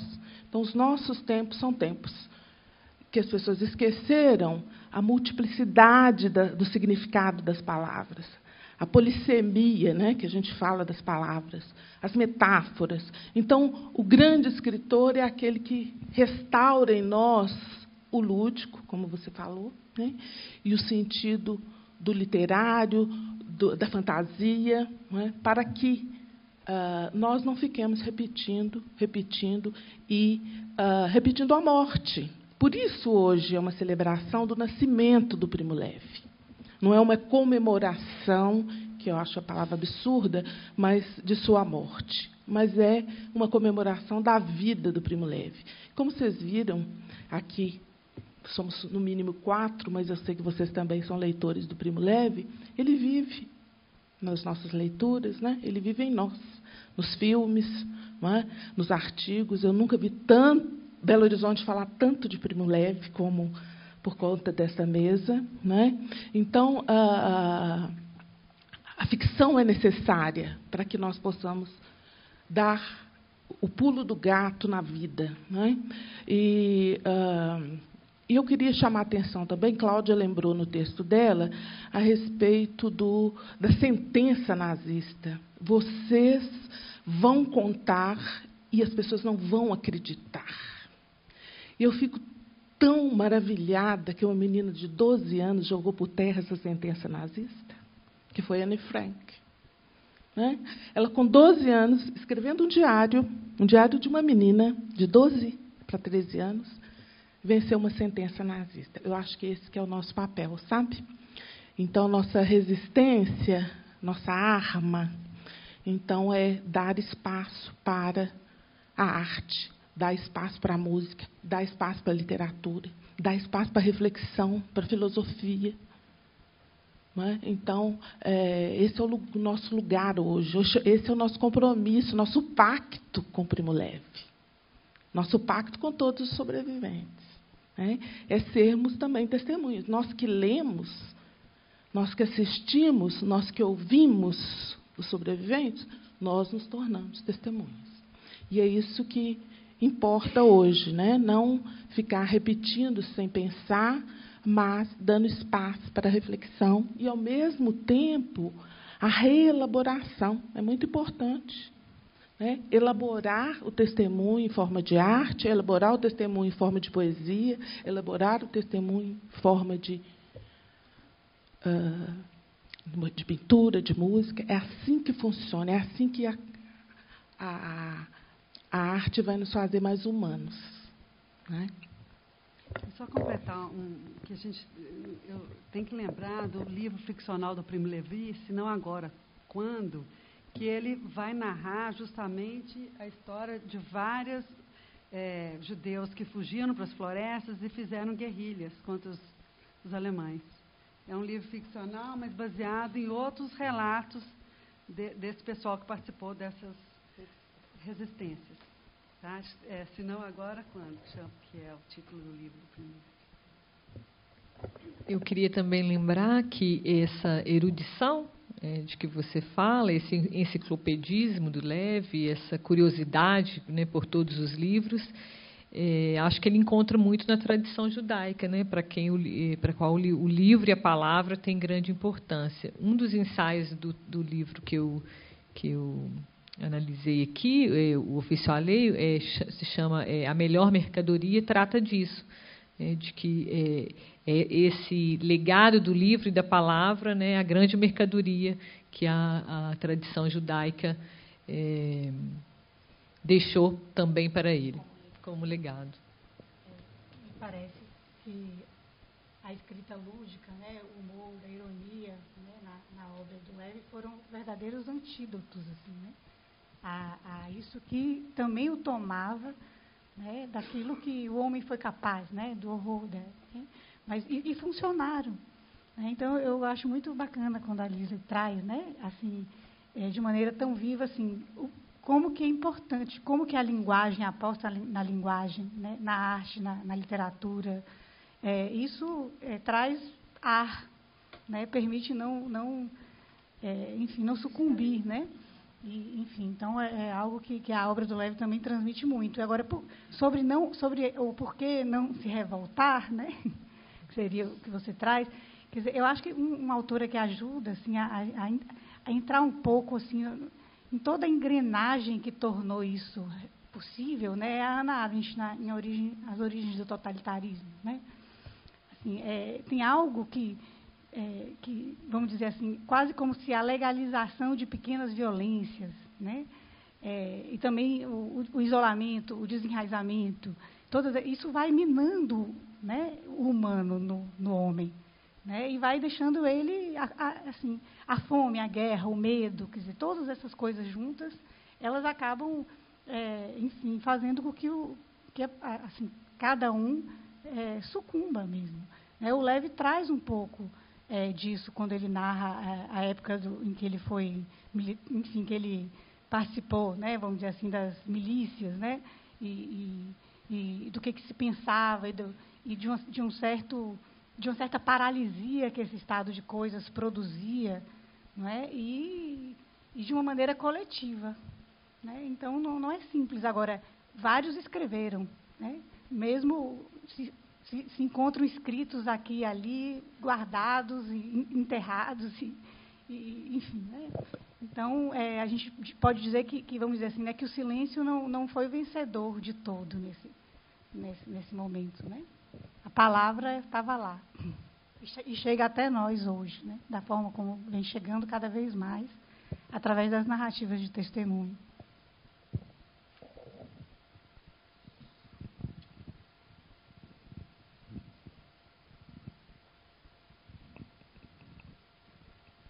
Eu, acompanhando aí a conferência e o que foi falado, eu desejaria, vamos dizer, que ele foi, como químico, ele trabalhou 30 anos numa indústria química e foi um dos principais inovadores no século XX da química das resinas.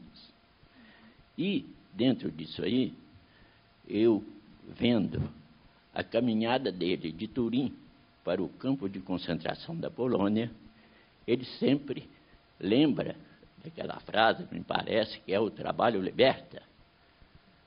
Ele continua sempre lembrando disso. E o problema da liberdade. Nesse ponto aí, eu desejaria ver se tem algum comentário. Por exemplo, eu deduzo da obra dele, de algumas coisas que eu li, não foi tudo, foi somente uns poucos livros, que ele foi uma pessoa que amou a liberdade, em todo sentido. Então, mas me parece que tem uma frase dele, ou pelo menos uma dedução, que a liberdade é tudo o que ele queria na vida, mas não existe liberdade sem trabalho. Eu desejaria um comentário sobre esse assunto.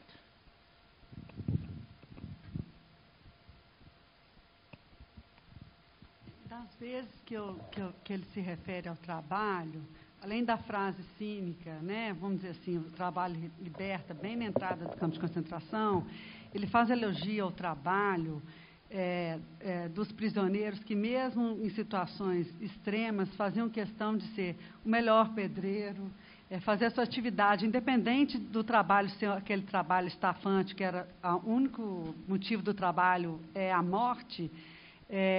Algumas pessoas decidiam dar o seu melhor, né? Então, todo o livro da tabela periódica está em cima do trabalho de químico, da vivência dele como químico, da vida dele como químico, e ele construiu essa vida, trabalhou e se aposentou como químico, e também sendo escritor. A impressão que dá que tudo que ele escrevia era com muito... era trabalhado, era estudado. Então, essa valorização do trabalho é nesse sentido, do ser humano se expressar através do trabalho, e de um trabalho bem feito. Apesar, né, dos pesares. Vou separar níquel, apesar de que ele vai parar na arma, no fuzil. Eu vou dar o meu melhor. Né? Que é uma faca de 2 gumes. Né? Eu vou dar o meu pior, essa bala vai parar em algum... Queria chamar a atenção que escrever também é trabalho. Então, às vezes, a gente esquece e faz essa separação entre o ofício do pedreiro, do mecânico, do químico, e o ofício do escritor, do artista, né?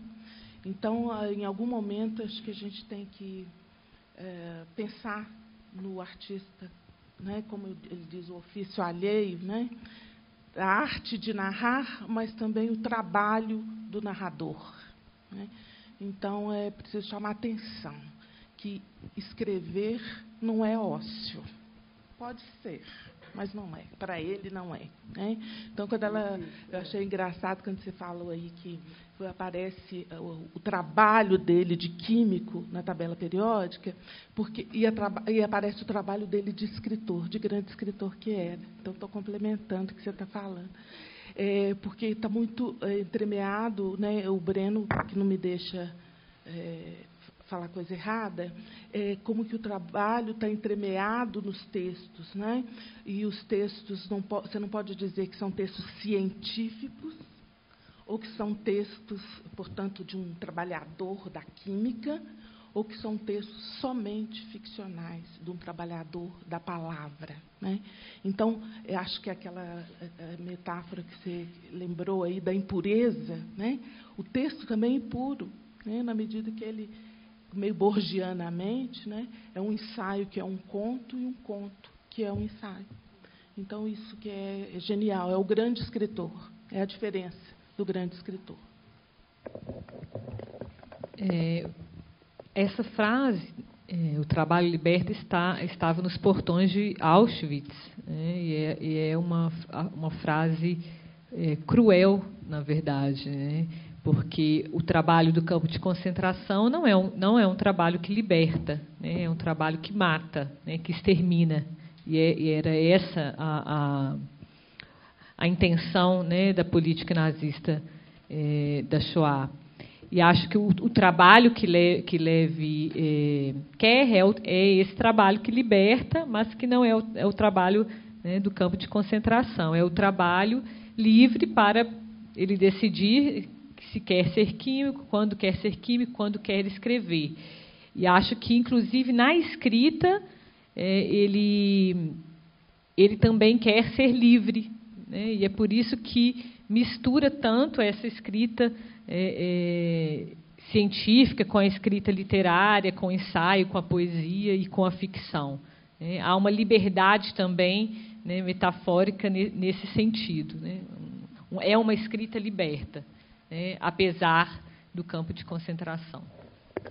Tem um aspecto interessante também que eu acho que vale a pena marcar, assim, né, que apesar da crueldade dessa frase no campo, né, e absolutamente cruel e inimaginável, vamos dizer assim, o Levi também fala assim de uma certa ironia do destino, né, assim, de que ele acha que o acaso de ter sobrevivido teve a ver com o acaso dele ter ido trabalhar no laboratório, no campo. né? Que isso traz aí algo, né? Quer dizer, o Levi o tempo todo ele está mostrando os paradoxos, assim, né? Os absurdos, assim, um pouco daquilo que a gente não consegue muito entender, né, nas situações, na vida como tal, assim, e esse é um dos mais fortes, assim, que eu acho que ele traz. Agora, um outro ponto interessante, eu também entendo um pouco como a Lisley o trabalho como algo amplo quando ele fala de trabalho, ele está falando do labor, né? Ele fazia esculturas de arame, ele fazia esculturas em outros materiais, e tudo isso era trabalho de elaboração, trabalho do pensamento, trabalho de criação, trabalho de interpretação, né? O trabalho do poema, é tudo trabalho. Ele era um trabalhador, como as formiguinhas, que ele tanto gostava de... Ele escreveu sobre as formigas também, né?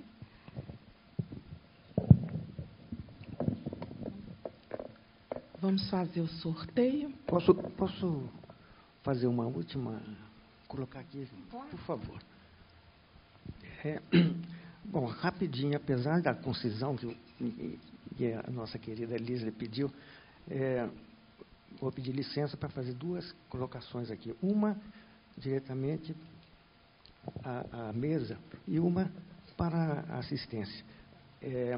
Eu tenho uma condição especial aqui e que tenho a obrigação de trazer alguma coisa, inclusive na parte que você falou, Esther.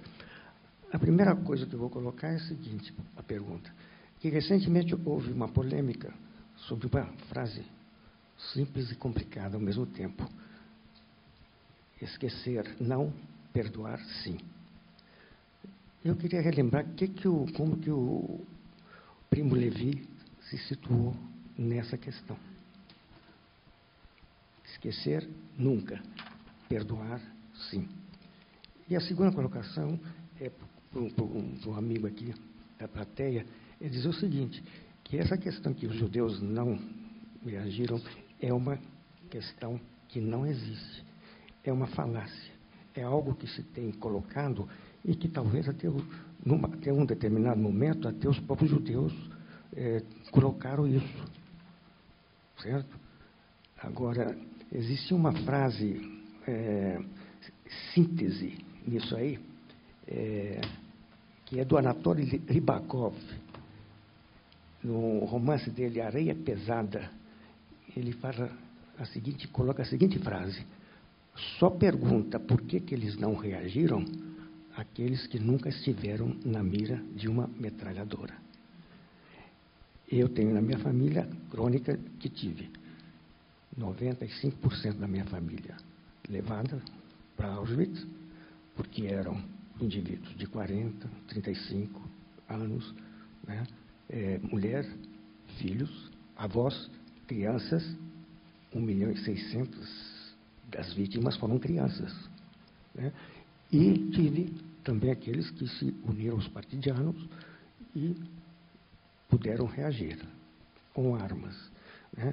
Agora, na verdade, os judeus não tinham território, não tinham profundidade, e quando iam para as florestas, além de enfrentar os nazistas, enfrentavam os próprios exércitos, os partidianos fascistas, porque o antissemitismo ali realmente era muito comum. Dizia John Reed, escreveu sobre a Guerra dos Balcãs, em 1914, na Primeira Guerra Mundial, colocou a coisa dos seguintes termos. Aquela salada étnica da Europa era o seguinte: os sérvios odiavam os bósnios odiavam os austríacos odiavam os húngaros odiavam os russos, e todos eles odiavam os judeus. Então, não havia realmente condição. E você vai dizer, o gueto de Varsóvia resistiu com pistolas 1 mês e tanto. A França caiu em 20 dias. A Polônia, em mais 20 dias. Os russos entregaram 5 milhões de soldados nos primeiros 3 meses. Quer dizer, aquilo era uma máquina. E a pergunta é a seguinte: quem tinha que reagir não eram os judeus, aqueles que foram induzidos a matar os judeus, por que eles não reagiram? Porque muitos, ou a maioria, se omitiu até por medo. Outros porque aderiram. Enfim, perdoe-me a essa peroração, mas a pergunta inicial é a seguinte: o que ele falou realmente quanto esquecer nunca, mas perdoar sim? Ele colocou como essa questão?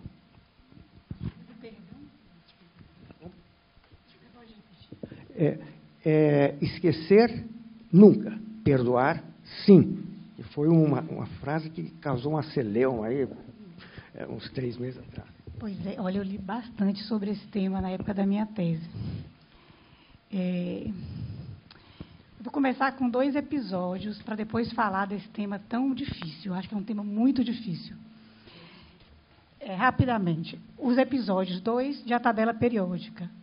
Não, um de A Tabela Periódica, o outro não. Da tabela periódica é quando o chefe dele no laboratório localiza ele e escreve para ele e eles começam, e ele muito inquieto e angustiado, até que eles marcam um encontro e o chefe morre antes. O encontro não acontece. É dessas coisas paradoxais assim, né, que ele trata. E o outro da desconfiança que ele teve em relação ao tradutor do livro dele para o alemão. Toda a relação tensa e ao mesmo tempo apaixonada, né, porque ele acaba admirando muito esse tradutor e tudo isso. Mas, assim, em relação ao perdão, quer dizer, quem diz que Lévi era o perdoador é Jean Merry, né? Mas há muitos, o próprio Lévi não se reconhece como sendo, é quase como se não coubesse a ele perdoar ou não perdoar, pelo que eu entendo, né? Ele enfrenta eticamente essa questão, não é, com uma profundidade, com uma lucidez assim inimagináveis, não é? E há uma leitora dele, chama Cynthia Onik, que tem um ensaio sobre essa questão do perdão. Ela diz que quando ela lê Os Afogados e Sobreviventes, ela não consegue enxergar ali exatamente um leve perdoador, mas um leve enfurecido, né? Enfim, principalmente em função das teses revisionistas, né, e da negação assim, em voga aí nos anos 70 e 80, que reacendem essa chama, né? Então, assim, acho que talvez a gente tivesse que pensar assim, o que a gente entende por perdão, para poder avançar um pouco nessa reflexão assim, em relação Vamos fazer outra mesa outro dia. Nossa, é porque eu encontrei aqui, pouquinho. Ele não perdoa. Ele iria perdoar se visse sinais de arrependimento. É certo que não se deve perdoar. Pode-se tentar recuperá-lo e deve-se discutir com ele, mas é nosso dever julgá-lo, não perdoar-lhe. Está bem aqui? Estou com ele. Tá? Porque ele não percebeu os sinais de arrependimento. Então, ele quer justiça. Eu agradeço a todos, foi muito especial, agradeço vocês de estarem aqui até agora conosco e convido a todos. Quinta-feira estamos aqui falando sobre literatura e o gozo impuro da comida. Muito obrigada. Não.